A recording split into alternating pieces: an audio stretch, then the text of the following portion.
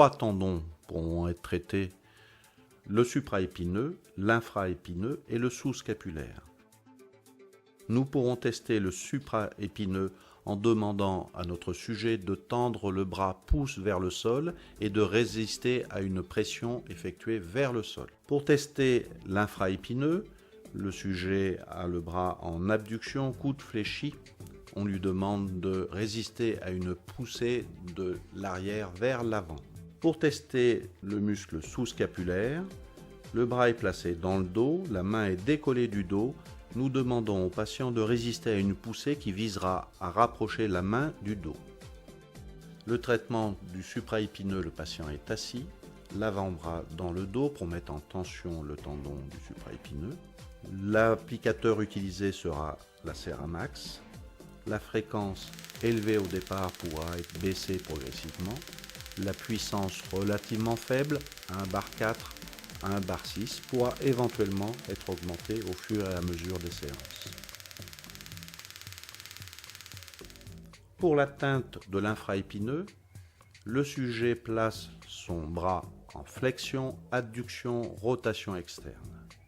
Nous trouverons, en suivant l'épine de l'omoplate, le tendon de l'infraépineux sur lequel nous allons appliquer les ondes de choc.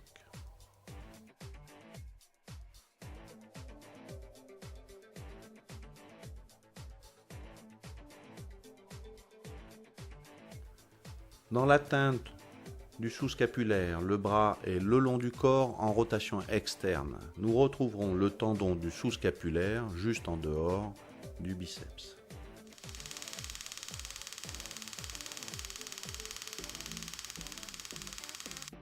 Le traitement de la musculature des tendinopathies de la coiffe se fera avec la tête déactor sur les points triggers des différents muscles de la région. 400 coups seront distribués à une fréquence élevée et à une puissance relativement faible, 1 bar 4, voire 1 bar 6.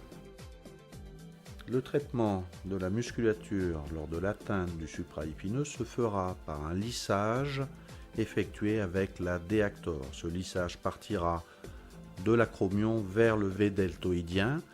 Nous utiliserons une fréquence élevée, une puissance assez importante, 2 bar 2.